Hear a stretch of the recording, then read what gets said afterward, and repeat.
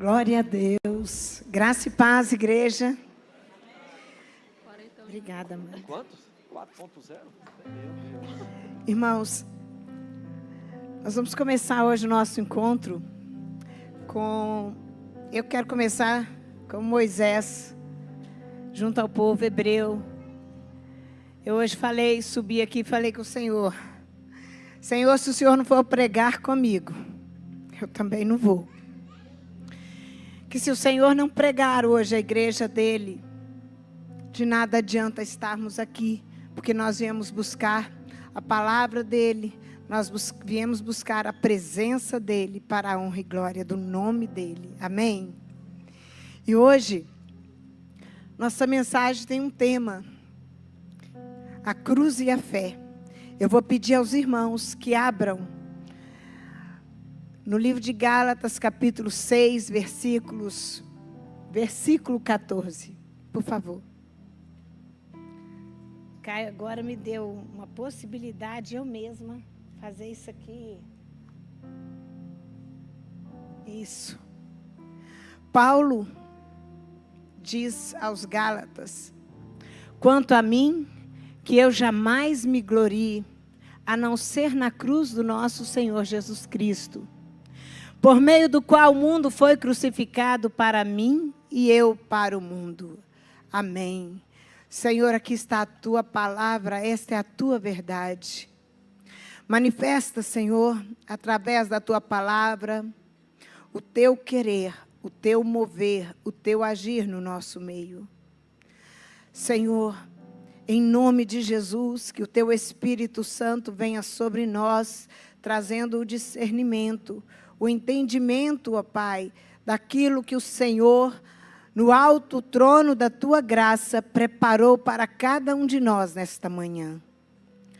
Nós consagramos, ó Deus, esse tempo na casa do Senhor a Ti. Nós consagramos as nossas vidas ao Senhor. Consagramos nossos ouvidos e a nossa mente. E clamamos, ó Pai, que se tornem cativos apenas ao poder do Teu Espírito Santo que habita em nós, em nome de Jesus. Amém? Podem se assentar. Irmãos, essa palavra é uma palavra de confronto. Porque quando Paulo diz, quanto a mim, ele está dizendo de forma muito particular, muito pessoal. Quanto a mim, que eu jamais me glorie de alguma coisa que não seja na cruz. Gloriar-se é envaidecer-se, é encher-se de vaidade, de glória. Muitas vezes nós nos gloriamos pelo filho que temos, pelos estudos que temos, pelo cargo que temos. Nos gloriamos até pelo carro que temos, nos gloriamos pelo trabalho que temos. Nos gloriamos por muitas coisas, pela função que exercemos dentro da casa do Senhor. Nos gloriamos pela confiança que temos em pessoas que achamos que podem nos ajudar. Paulo, se fosse para se gloriar, ele teria também muitos motivos. Ele poderia estar se gloriando pelo fato de falar muitas línguas, de ser um cidadão romano. Ele poderia estar se gloriando pela autoridade que lhe foi concedida. Mas não. Paulo, de forma muito pessoal, vem ensinar para mim e para você que só existe um motivo para nós nos gloriarmos, e esse motivo é a cruz de Cristo. É a cruz de nosso Senhor Jesus Cristo, o único motivo pelo qual o nosso coração deve se encher de vanglória, de vaidade, de alegria plena, da certeza da nossa salvação. Paulo diz assim, Por meio da cruz, o mundo foi crucificado para mim e eu para o mundo.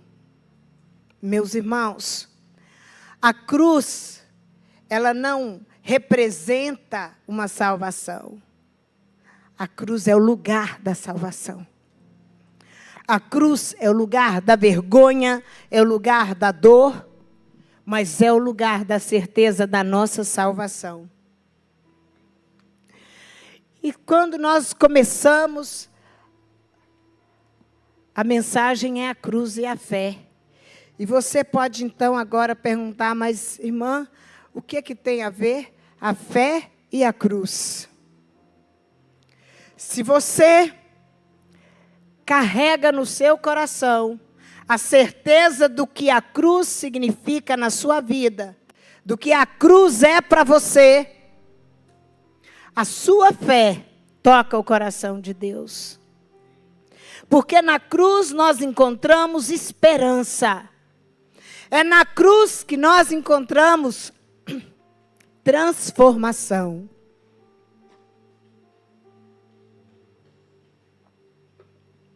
Muitas vezes achamos que sou salvo, né? Uma vez salvo, e aí eu vou viver minha vida como eu quero. E aí eu vou fazer da minha vida tudo que eu quero. E o Senhor Jesus vem te mostrar o que Ele fez com a dele, por sua causa. O Senhor Jesus vem te mostrar e te chamar para dizer, filho, naquela cruz eu carreguei sobre mim as suas dores, as suas enfermidades, os seus pecados. Por causa das minhas pisaduras, você filho, você filha, pode se dizer, sou sarado, sou salvo, sou transformado. A cruz gera em mim, em você, temor. A cruz gera sentimento de amor genuíno. Hoje, lá na sala do batismo, nós falamos da fé genuína. Como isso agrada o coração de Deus. E a fé genuína tem se tornado cada vez mais rara. Porque a mensagem da cruz tem sido deixada de lado. Porque a mensagem da cruz já não é tão importante quanto a mensagem da prosperidade. Mas hoje eu não vim profetizar uma prosperidade na sua vida, porque toda ela você já recebeu lá naquela cruz. Toda a prosperidade de vida que você deseja, Jesus te entregou naquela cruz. A cruz gera em nós mudança. E se ela ainda não te transformou, alguma coisa está errada. E é preciso então voltar, como cantamos aqui no louvor. É preciso voltar lá no jardim, lá no início da sua adoração, para buscar de volta o primeiro amor e a coragem para mudar. O Senhor te diz hoje, mudança requer coragem. Mudança requer entrega. Mudança requer verdade. E é isso que Paulo mostra para nós. Nós não nos gloriamos em nós mesmos. Não podemos nos encher de nós mesmos. Porque todos os dons que nós temos, eles são provenientes da graça do Senhor Jesus. Tudo aquilo que te cerca de benefício, foi o Senhor que te deu. E se Ele retirar de nós o seu espírito, nada, absolutamente nada, nada em nós tem valor. Valor algum. Muitas pessoas perguntam para nós, principalmente os irmãos evangelistas, às vezes o pessoal do sopão, com certeza, ao receber visitantes, pessoas que estão ali na rua. Eu já fiz algumas visitas à casa de recuperação de usuários de drogas. Já atendi algumas pessoas favelas mesmo, em Minas. Muitas pessoas perguntam assim, afirmam, né? Mas eu já errei tanto, eu já trafiquei, eu já matei, eu já roubei, eu já fiz isso, eu já fiz aquilo. Deus ainda me quer assim? A cruz é a prova de que o amor do Senhor é para todos. Porque a palavra do Senhor diz que Ele enviou o seu Filho para que viesse, para que todos que nele creem, tenham vida e vida em abundância. Ele não disse que era todos exceto as prostitutas, todos exceto os traficantes, os viciados. Não, ele disse todos. Porque naquela cruz há salvação para todos. E nós, às vezes, vivemos a nossa redoma de vidro do nosso crentez particular e esquecemos de olhar para fora das paredes da igreja e nos lembrar que existe gente sofrendo lá fora porque não conhece a mensagem salvífica da cruz. A cruz é motivo de alegria nessa manhã. A cruz é motivo da minha e da sua salvação. Eu não sei vocês, irmãos, mas eu não vejo a hora de poder encontrar o Senhor pessoalmente. Eu não vejo a hora do Senhor Jesus voltar. E nós podemos encontrar com Ele. Eu ontem estava na pia da minha cozinha e ela tem uma janela que dá para bem de frente para o céu. E olhando para o céu, lavando a louça, eu pensava, Senhor, eu olho para esse céu azul, é tão pouco diante de tudo aquilo que o Senhor já preparou na eternidade. Senhor, eu olho para esse céu tão lindo, porque o azul do céu é algo tão maravilhoso e é tão pequeno diante de tudo que o Senhor já reservou para nós. E o Senhor vem. Esse Deus vem. E como nós estamos preparados para a volta do Senhor Jesus. Como nós estamos vivendo a mensagem da cruz nos últimos dias. Meus irmãos, mas é cansativo às vezes que alguém venha falar de últimos dias. Mas o Senhor hoje não me trouxe aqui para falar de coisa diferente que não seja. Estamos nos últimos dias. Há um chamado do Senhor para que nós nos consertemos com Ele. Há um chamado do Senhor para voltarmos ao nosso jardim de adoração. Ao nosso primeiro amor.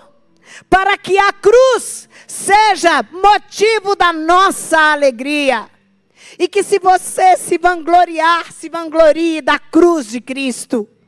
Porque é nela, é por ela, que nós teremos vida eterna.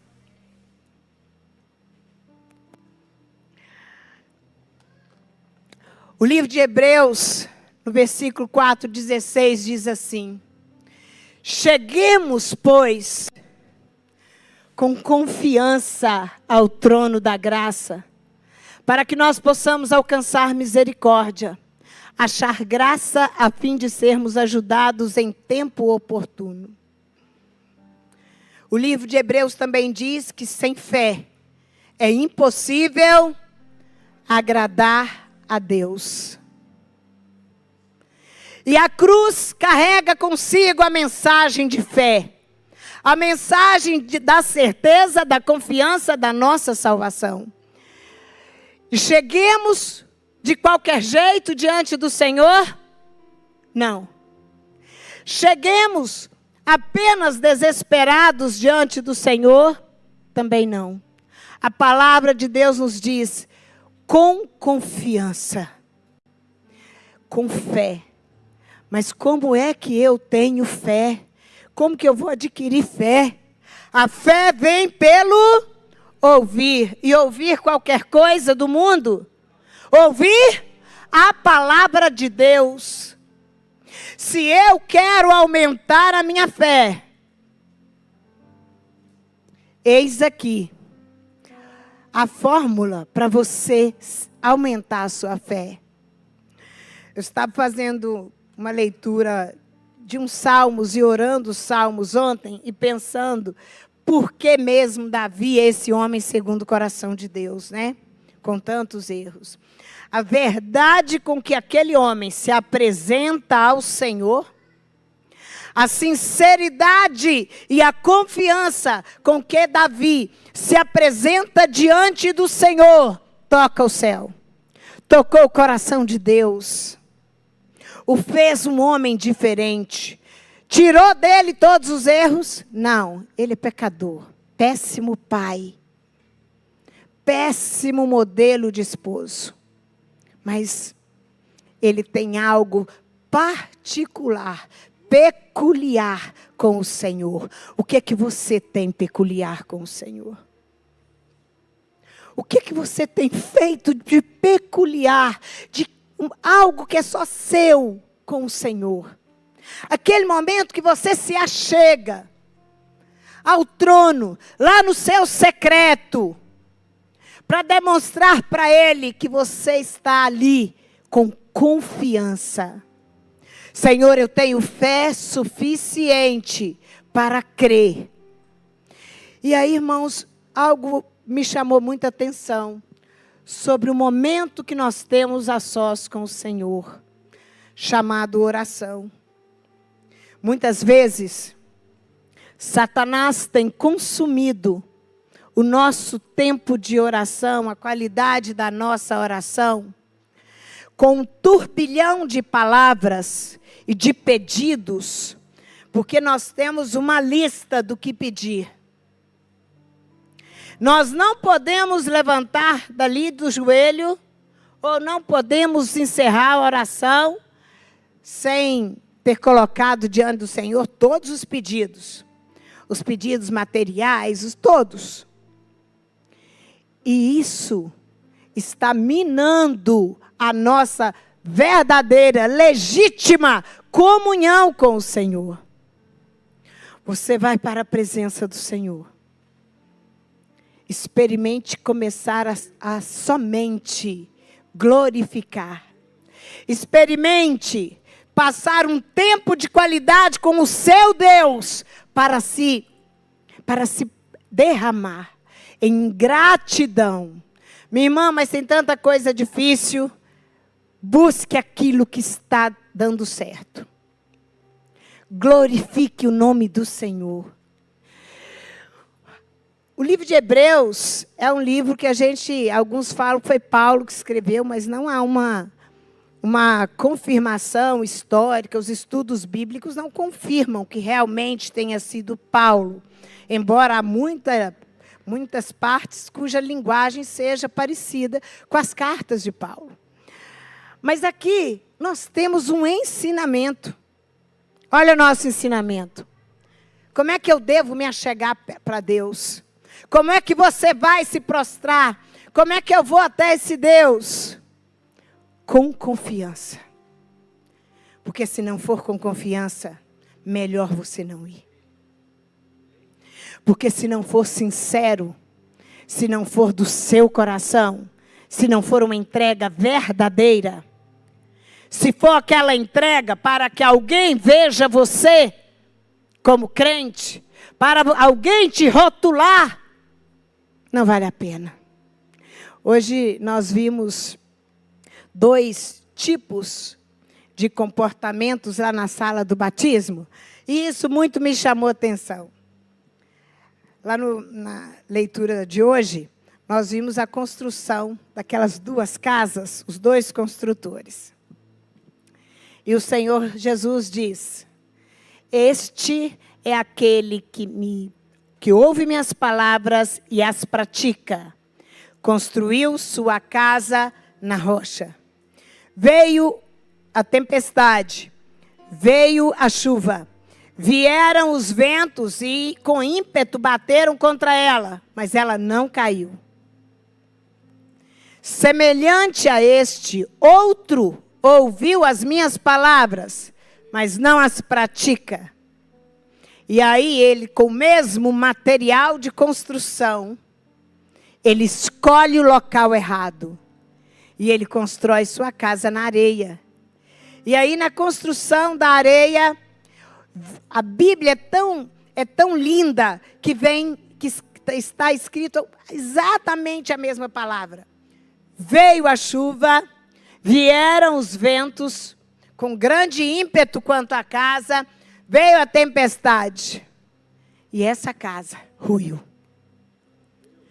Essa casa ruiu.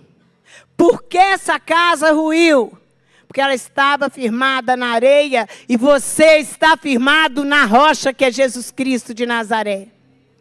A minha e a sua ruína estão, as nossas ruínas estão naqueles falsos terrenos nos quais às vezes nos firmamos.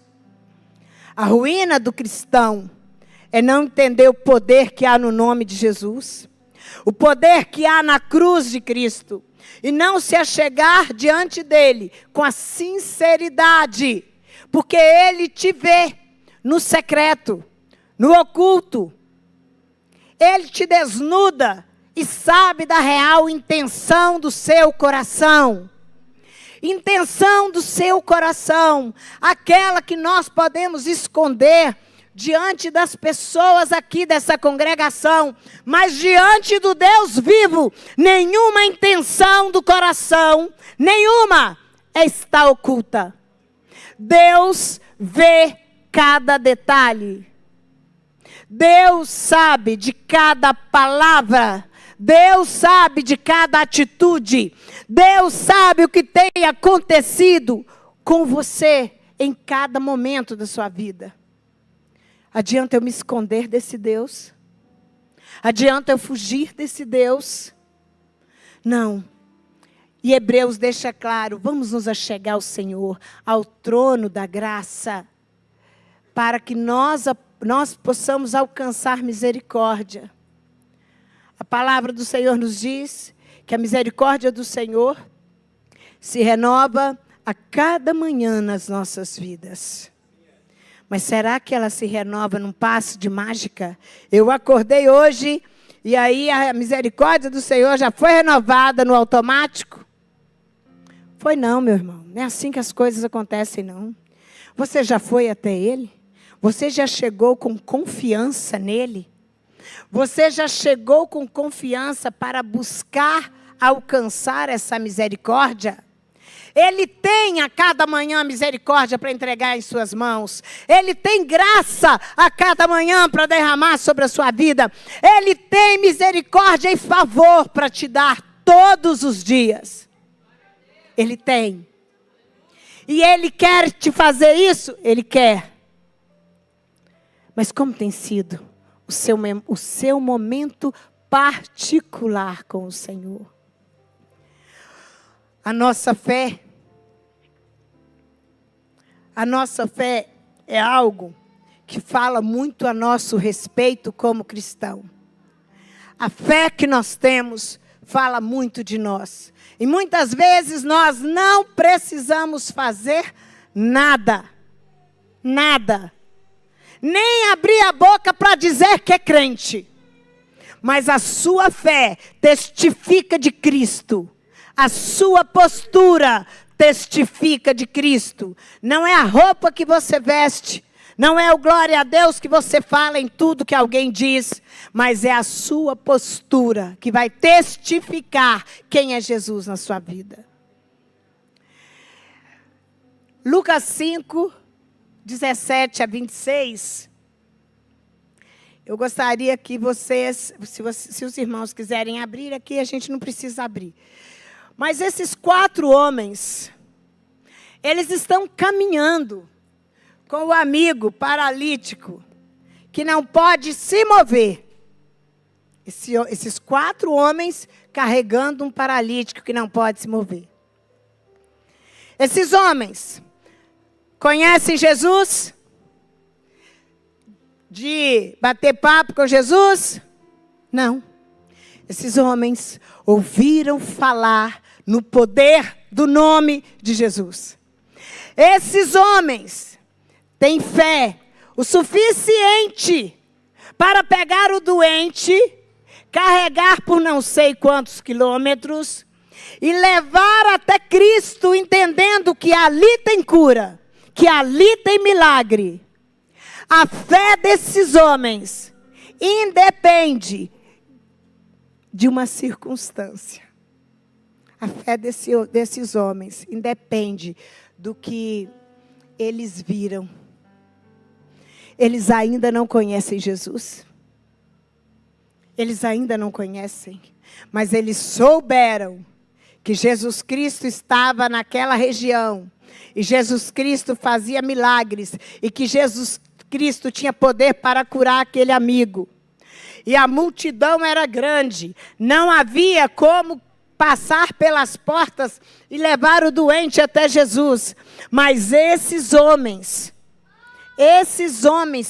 foram até Jesus pelo telhado.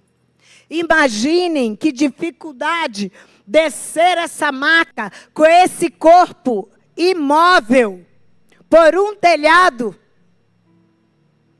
Eu imagino que seja difícil. Mas a fé moveu o coração desses 4 homens. A fé que Jesus Cristo era o Senhor moveu o coração desses homens. E o que esses homens têm de diferente dos discípulos de Jesus lá no Mar da Galileia? Olha, irmãos, os discípulos estavam em meio a uma tempestade, não é isso? Mas Jesus disse para eles, antes de tudo, passemos do outro lado. Jesus afirmou que eles iriam passar. Porque se Jesus falar conosco agora, Family Church, passemos para o outro lado da rua. Opa, vai sair a igreja mudada e construir lá do outro lado.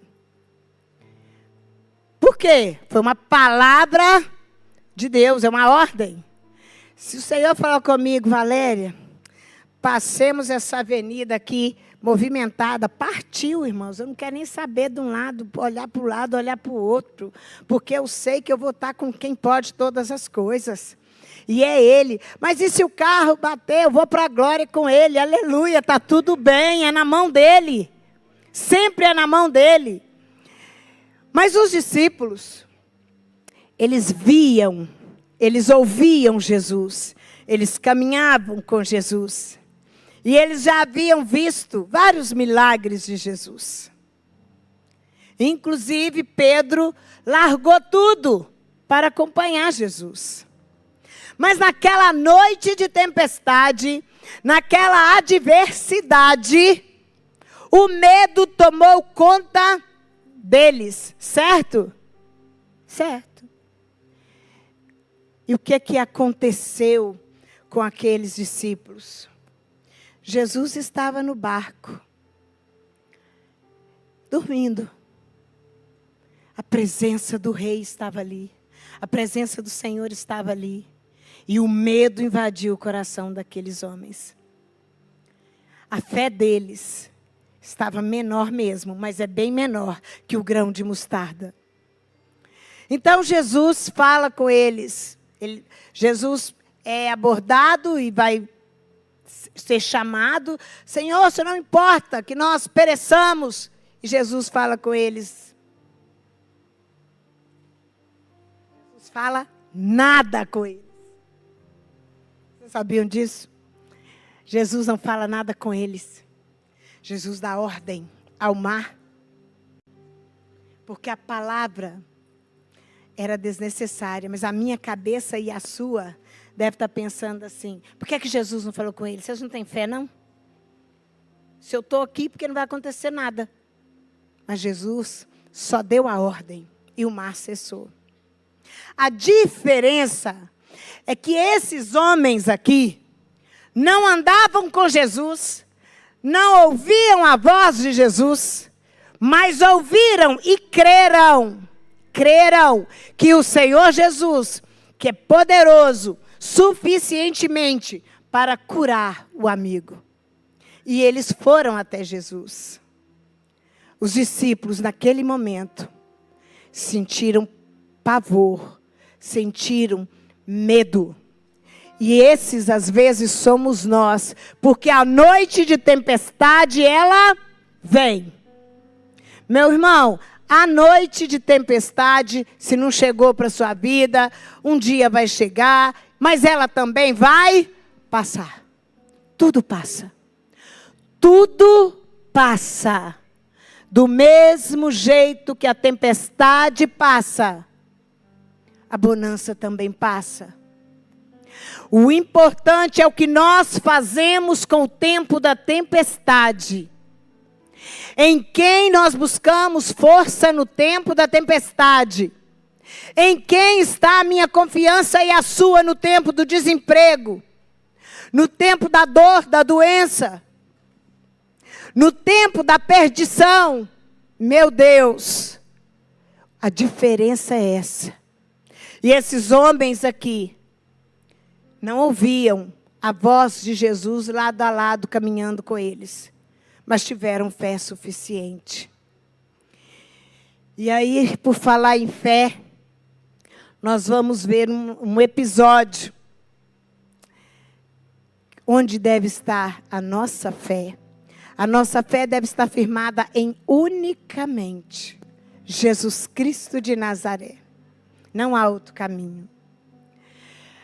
Pedro, quando os discípulos estavam atravessando o mar, e aí vem Jesus andando sobre as águas, alguns não o reconheceram, e então acharam que era um fantasma, certo? Ai, que absurdo. Não, irmãos, era escuro. Humanamente, isso é totalmente natural.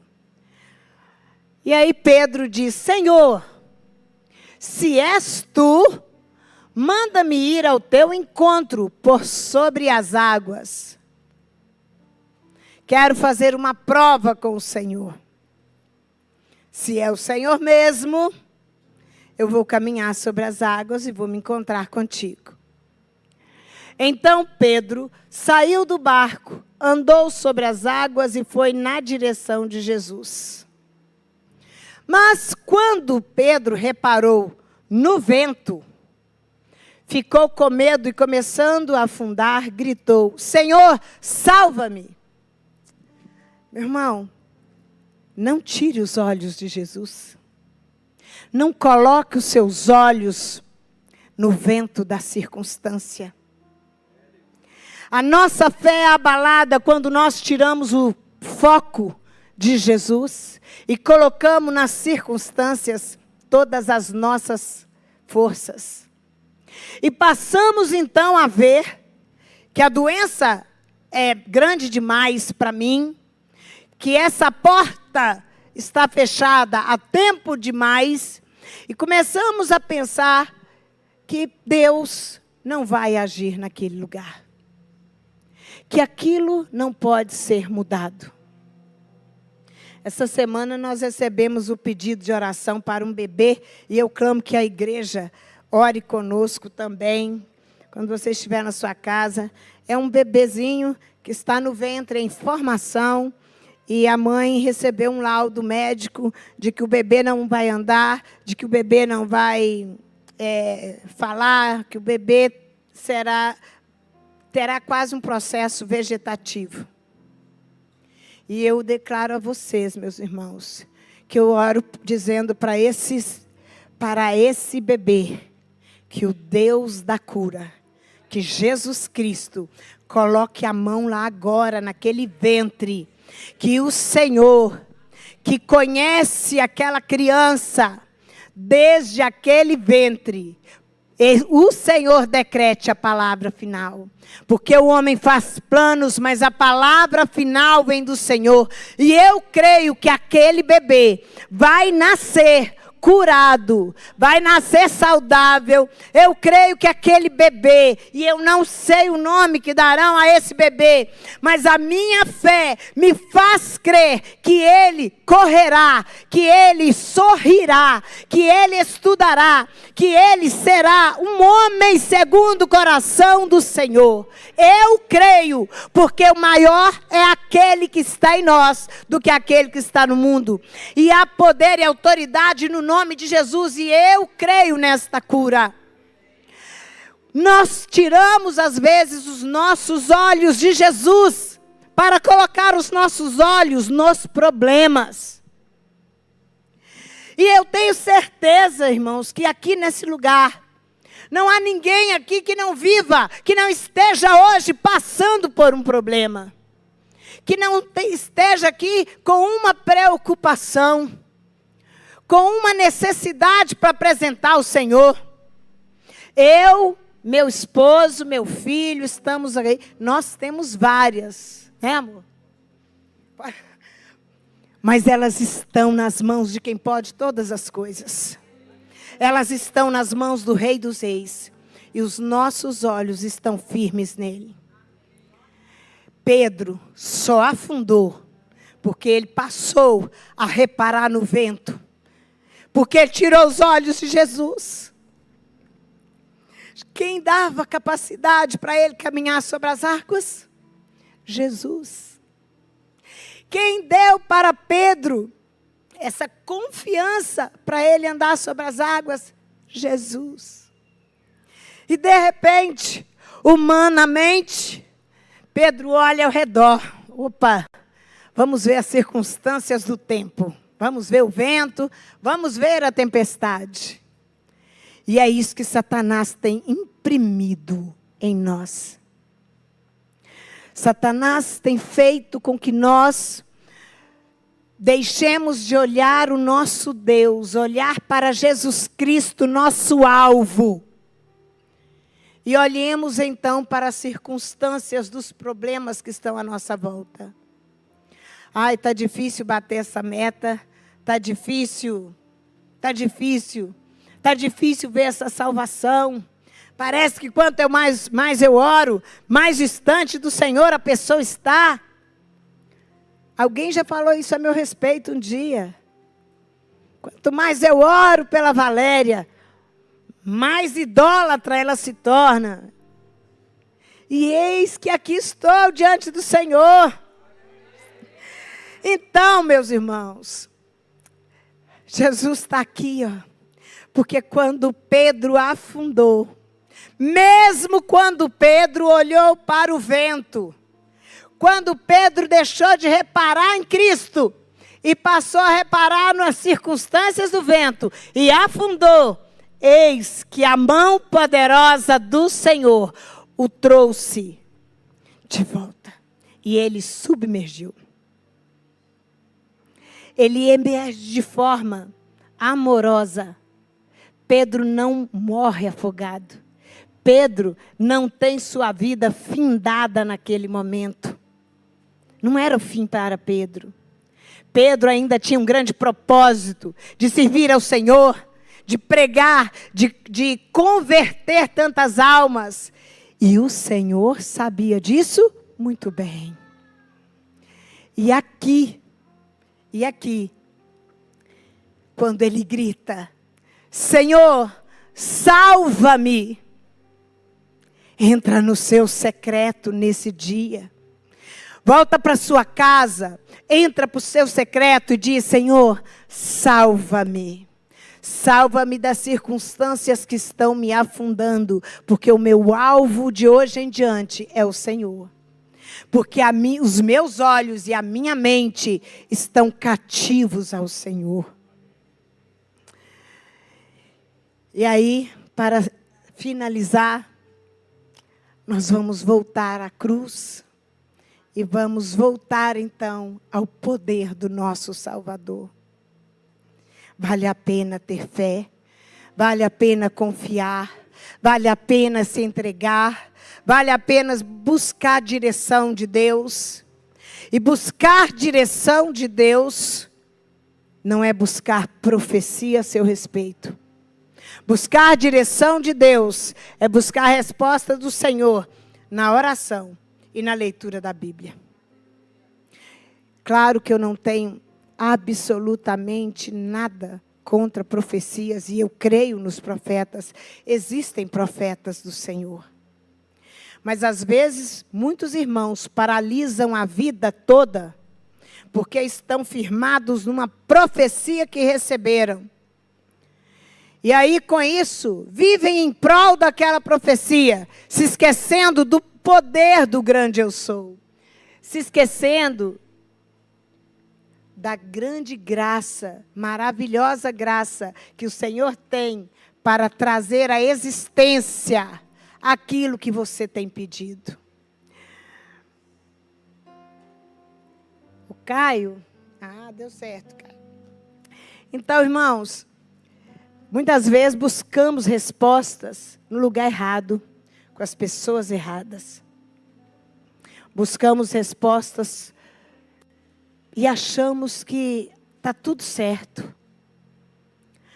Nossa preguiça de buscar o Senhor, a nossa covardia, o nosso medo, às vezes nos faz dar um telefonema e dizer: ore para mim, diz aí para mim o que Deus está falando a meu respeito. Tudo que Deus tem para falar a teu respeito está na Bíblia. Tudo que o Senhor tem para falar sobre a sua vida, sobre a sua casa, sobre a sua esposa, sobre o seu esposo, sobre a sua família, está na Bíblia. É na palavra, tudo está aqui. E aí, às vezes, o profeta do outro lado fica até constrangido, porque ele não ouviu nada. Mas ele fala alguma coisa de forma meio generalizada, e a pessoa que está do lado de cá toma aquilo como uma verdade, toma aquilo como absoluto. Irmão, se o Senhor tem algo para usar uma pessoa para te dizer, vai ser muito bem direcionado. Ele vai até você. Vai ser muito bem direcionado. Mas toda vez que você quiser ouvir a voz do Senhor para te orientar, entra no seu quarto, dobre o seu joelho, se achegue ao Senhor com confiança, e Ele terá misericórdia de vós. No livro de Isaías, capítulo 11, nós temos a apresentação do Rei dos Reis. Mas irmã, e onde a cruz está nisso? A cruz está em toda a Bíblia, porque Jesus está na Bíblia inteira. Esse Cordeiro Santo que foi para a cruz, ele foi por vontade própria. Foi de bom grado para ele salvar minha vida e a sua. Isaías diz assim, essa profecia é linda demais, porque Jesus não tinha nascido. 800 anos antes de Cristo vir ao mundo como carne, o profeta Isaías já declarava essa palavra. É o profeta messiânico. Ele declarou essa verdade. E ele nunca pôs os olhos dele no Senhor Jesus pessoalmente. Brotará um rebento do tronco de Jessé, das suas raízes um renovo frutificará. Repousará sobre ele o Espírito do Senhor. O Espírito do Senhor é o mesmo que repousa sobre você hoje. À medida que você declara para o Senhor, Pai, eu quero receber o Espírito do Senhor, o Espírito de sabedoria, o Espírito de entendimento, Espírito de conselho, Espírito de fortaleza, Espírito de conhecimento e de temor do Senhor. Eu, por muitas vezes, o Miguel era pequeno, eu orava sobre ele, clamando ao Senhor que desse a ele. espírito de fortaleza, de conhecimento, de entendimento. Eu ainda acrescentava um bocadinho, pedia, Senhor, traz uma inteligência sobrenatural, traz discernimento do que é bom, do que é certo, do que é errado. Porque nossa palavra tem poder. Quando você abre a sua boca e declara sobre a sua vida, o Espírito do Senhor está sobre mim. O Espírito do Senhor está sobre o meu filho, sobre a minha filha, sobre o meu esposo. Creia que você se achegue ao Senhor com confiança e você verá o que Deus fará dentro da sua casa. Você verá caráter de Cristo no meio dos seus. Você verá caráter transformado. Aprenda a orar declarando a verdade do Senhor. E esse mesmo rebento, essa mesma criança, o mesmo cordeiro que veio, que foi para a cruz, que foi para o abatedouro, ele voltará para julgar com justiça aos pobres e repreenderá com equidade aos mansos da terra. Ele ferirá a terra com a vara de sua boca, e com o sopro dos seus lábios matará o ímpio. E a justiça será o cinto dos seus lombos, e a fidelidade o cinto das suas entranhas. Esse mesmo Jesus voltará. Esse mesmo leão da tribo de Judá, ele voltará como justo juiz. Hoje, vocês e eu temos um advogado intercessor fiel. Mas em breve, ele voltará como justo juiz. E aí, irmãos, será o momento em que nós vamos apresentar as nossas mãos diante dele. E o Senhor conhece cada linha da palma da sua mão. O Senhor conhece cada momento da sua estrada. Cada entrega. Sabe, cada vez que você se achegou até Ele com sinceridade, com fé, o Senhor sabe. O Senhor sabe de todas as vezes que você agiu com verdade, que você agiu com omissão, que você agiu com crença e que você agiu por si mesmo. Não há como fugir desse Deus. A nossa fé, hoje, ela é o caminho perfeito para nós provarmos diante desse Deus que existe em nós temor e sinceridade. Que nós não somos aquele homem imprudente que ouviu estas palavras e não as praticou. Nós ouvimos as palavras na casa do Senhor todas as semanas. E o que nós fazemos com elas quando nós vamos para a nossa casa, para o nosso trabalho, para as nossas escolas, para a nossa sociedade, o que nós fazemos com esta palavra? Nós estamos lá fora sendo aqueles homens, aquele homem que constrói a casa na rocha ou que constrói a casa na areia. Meus irmãos, eu rogo ao Senhor que o Espírito Santo de Deus venha trazer sobre nós o temor necessário, a sabedoria necessária, o entendimento necessário, para que assim como aquele homem na casa firmada na rocha, nós também firmamos a nossa vida no poder, na autoridade do nome de Jesus. Eu gostaria que a igreja ficasse de pé, porque nós vamos orar juntos, como Isaías. Se os pais estão com seus filhos, eu queria que os pais e os filhos estivessem próximos, que as esposas e os esposos estivessem próximos, porque nós vamos orar de uma forma profética hoje. declarando o Espírito do Senhor sobre você, sobre o seu filho. Minha irmã, meu filho está longe. Você sabe que o Senhor é Deus de perto e Deus de longe. Nós vamos orar agora e vamos profetizar o Espírito do Senhor. Que o Espírito do Senhor desça sobre nós. Que o Espírito do Senhor venha nos moldar, nos transformar.